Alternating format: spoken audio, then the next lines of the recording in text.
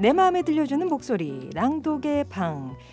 자, 올 한 해 이분들이 있어서 제가 참 든든했습니다. 오늘따라 더 고마운 낭독지기 세 분, 김혜지, 김상아, 이민준 아나운서 어서 오세요. 안녕하세요. 낭독지기들에게는 올해가 어떤 해였을까? 2021년을 떠나보내면서 어떤 생각들이 드시는지. 뭐 저는 또 이제 이직을 한 해 아니겠습니까? 이제 올 초에 1월 14일에 TBS에 오게 됐는데 1년도 안 됐어야지. 아직 1년이 안 됐습니다. 네, 그래서 올해는 약간 적응하는 해였다.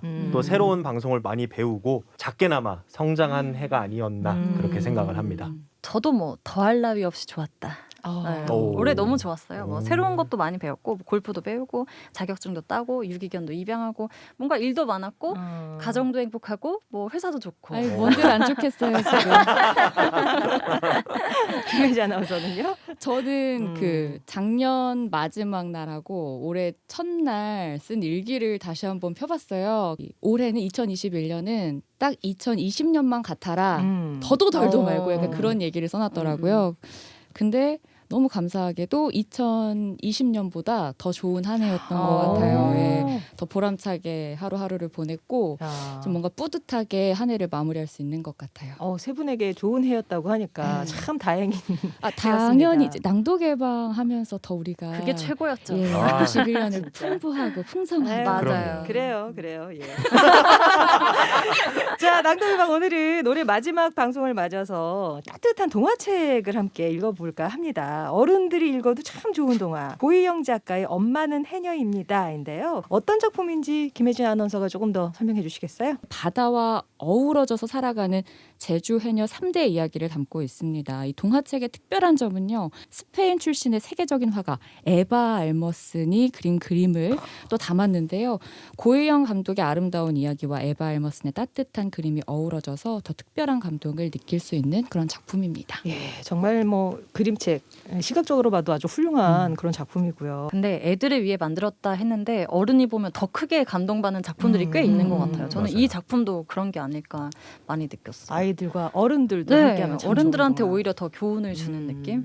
무엇보다 우리 앞서 얘기했지만 그 그림이 너무 예쁘잖아요. 맞아요. 근데 이 에바 알머스는 스페인 스페인. 작가더라고요. 근데 어떻게 이 그림을 또 그리게 됐는지 그 일화를 그 서평을 보니까 또 나와 있던데 정말 재밌습니다. 상하이에서 그 우리나라 사람의 전시를 보게 돼요. 거기에 해녀가 등장을 하고 나왔고. 너무 해녀가 궁금해서 내가 꼭 해녀를 만나봐야겠다 이런 생각을 가지고 있었는데 우연한 기회에 제주에 와서 해녀를 또 보게 됐고 그게 제주일보에 실리게 되고 그러면 또 그 제주일보를 본 이 고희영 작가가 이 에바 알머슨과 만남을 갖게 되고 와. 같이 우도에 여행을 가고 이러면서 그림을 그리게 되더라고요. 그랬구나. 예. 그랬구나. 자, 그러면 첫 낭독 김상아 아나운서가 준비를 했는데 어떤 대목 들어볼까요?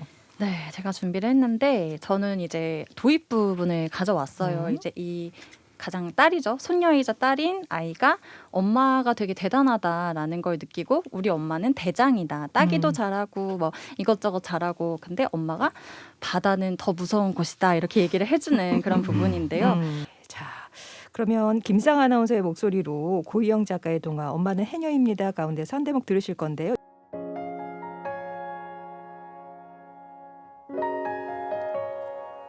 바람이 불면 바다는 잠에서 깨어납니다. 바다가 기지개를 켜면 파도는 하얀 이를 드러내며 웃습니다. 하얀 파도의 이는 좀 큽니다. 우리 집 지붕만큼 커다란 것도 나는 본 적이 있습니다. 하얀 파도의 입이 나를 꿀꺽 삼키는 꿈을 꾸다 살짝 오줌을 지린 적도 있습니다. 엄마, 파도는 너무 무서운 것 같아요.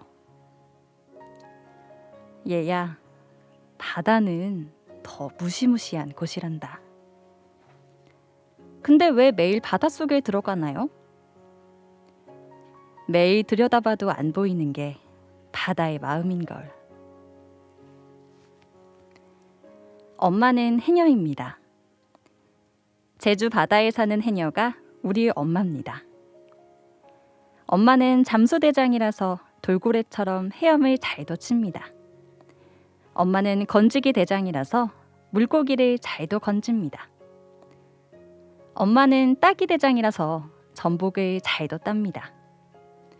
엄마는 줍기 대장이라서 미역을 잘도 줍습니다. 엄마는 잡기 대장이라서 문어를 잘도 잡습니다. 그런데 나는 이해가 안 되는 겁니다.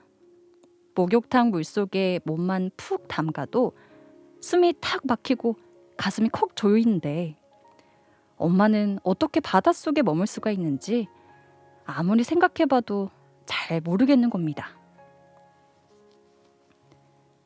우리들은 그렇단다. 내내 숨을 참았다가 물 밖으로 나와 숨을 몰아내쉬지. 돌고래처럼 말이야. 호이, 호이. 그럼 이런 소리가 난단다. 그걸 숨비 소리라고 한단다. 숨비 소리. 호이, 호이. 엄마가 살아있다는 소리. 이 소녀 눈에는 해녀인 엄마와 할머니가 이제 물질을 하고 건져오는 것들이 너무 대단해 보이잖아요. 세 분도 어릴 때 부모님을 보면서 다 진짜 우리 엄마 아빠는 대단하시다 느꼈던 적 뭐 어떤 예가 생각이 날까요?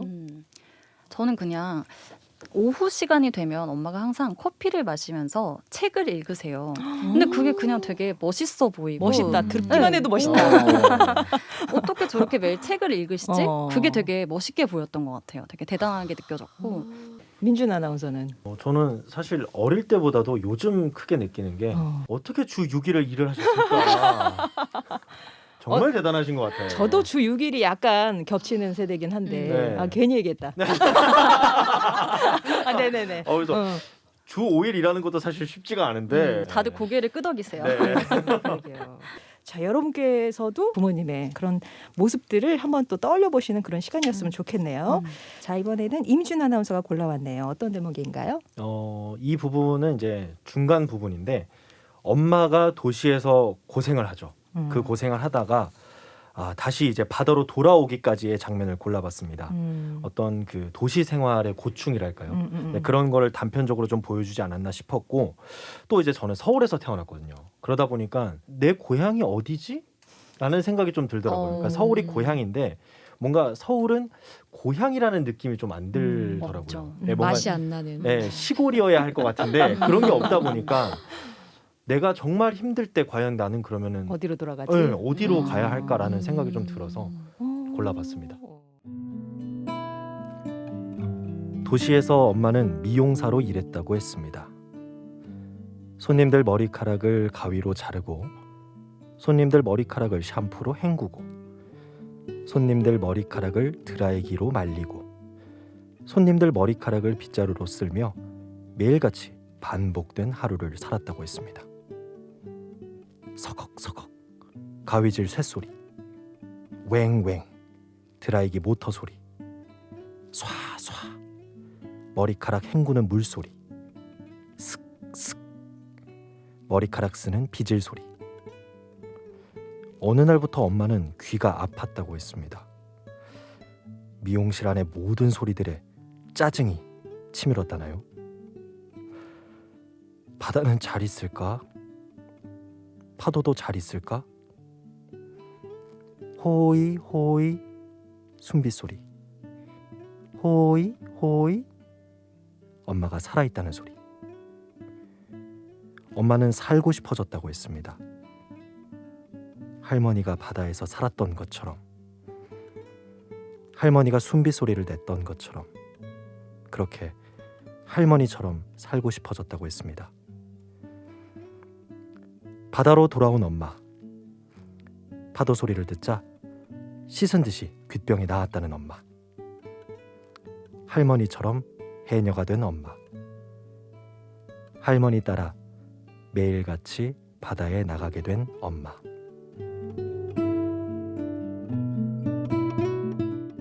자, 자, 이 얘기가 어떻게 끝날까 많이 궁금하실 것 같은데 마지막으로 김혜지 아나운서 순서예요. 네. 예, 어떤 부분? 저는 끝자락을 가지고 왔는데 이제 할머니의 이야기를 좀 들을 수 있는 부분인데요. 진짜 해녀란 무엇인지 물질이란 무엇인지 이렇게 정의 내려줬던 사람은 한 번도 없었던 것 같아요.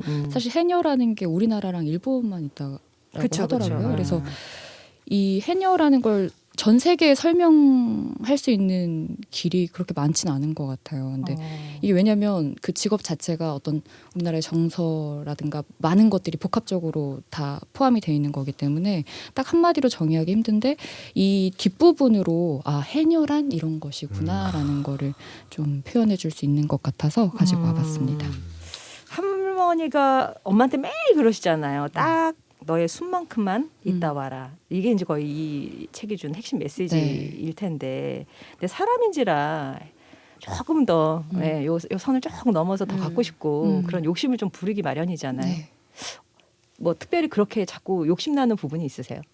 저 두 가지가 있는데요. 두 가지나 있어요. 네, 하나는 메뉴 선정할 때 다 시키면 되지. 조절이 잘 안 돼서 두 사람이 갔는데 꼭 세 개를 시키고 특히 남편이랑 있을 때 많이 그렇게 되는데 많이 싸워요 그걸로. 꼭 남길 거면서 많이 시킨다고. 그리고 또 하나는 돈이 그렇게 포기가 안 돼요. 더 벌고 싶고 욕심이 나고 나 부자 되고 싶고 집도 사고 싶고 뭐 더 많이 갖고 싶고 막 이런 거 있잖아요. 근데 하나도 이루어지지가 않는 이 현실 받아들여야 되는데 잘 받아들여지지가 않는다. 돈은 좀 글렀고 네, 내려놔야 되죠. 메뉴에 집중하시는 게 나을 것 같아요. 자꾸, 소소한 네. 행복. 내려놓겠습니다. 저는 아나운서 준비할 때 스터디를 하잖아요. 그 아카데미에서. 근데 보통은 일주일에 한두 개만 해요. 뭐 한두 시간씩. 근데 저는 매일 했어요. 그래서 일주일 단위로 예약을 하는데 맨날 김상아 이렇게 돼 있으니까 그 학원 학생들이 저를 다 아는 거예요. 맨날 스터디 하는데 그렇게 욕심을 냈는데 이게 하루에 5시간 하는 거랑 하루에 1시간 하는 거랑 차이가 없더라고요. 약간 절대적인 시간이 필요하다는 생각이 들었어요. 이 아나운싱에 대해서. 그래서 저도 이제 연차가 쌓이면 좀 더 나아지겠지 하는 기대를 가지고 열심히 하루하루 하고 있습니다. 맞아, 공부 욕심은 좀 있는 것 같아요. 상가 아나운서가. 자, 그러면 김혜지 아나운서의 낭독으로 그 마지막 부분 네. 전해드리고요. 할머니도 해녀입니다. 제주 바다에 사는 해녀가 우리 할머니입니다. 그러던 어느 날 이상한 일이 벌어졌다는 겁니다. 엄마가 바다 깊은 데서 주먹 2개를 합한 것만큼 커다란 전복을 발견했다는 겁니다. 숨이 탁 막히고 가슴이 컥 조였는데도 바다 밖으로 나갈 생각은 안 들고 바위 틈 사이에 손을 더 깊이 넣게만 되더라는 겁니다. 엄마의 몸은 납덩이처럼 무거워져 갔고 발버둥을 치면 칠수록 바다가 엄마를 더 세게 바닥으로 잡아당기더라는 겁니다. 이제 나는 죽었구나 하는 찰나 정신 잃은 엄마를 끌어올린 건 근방에서 물질을 하던 할머니였다고 했습니다. 하마터면 죽을 뻔했잖냐. 내가 물숨 조심하라고 몇 번이나 얘기했잖냐. 할머니는 놀란 가슴을 그제야 쓸어내렸다고 했습니다. 할머니의 입술이 시퍼렇게 물들어 있었다고 했습니다. 바다는 절대로 인간의 욕심을 허락하지 않는단다. 바닷속에서 욕심을 부렸다간 숨을 먹게 되어 있단다. 물속에서 숨을 먹으면 어떻게 되겠냐? 물숨은 우리를 죽음으로 데려간단다. 내일도 엄마는 바다로 나갈 것입니다. 내일도 할머니는 바다로 나갈 것입니다. 내일도 나는 바다로 나간 엄마와 할머니를 기다리고 또 기다릴 것입니다. 내일도 할머니는 잊지 않고 엄마에게 이렇게 말할 것입니다. 오늘 하루도 욕심내지 말고 딱 너의 숨만큼만 있다 오거라.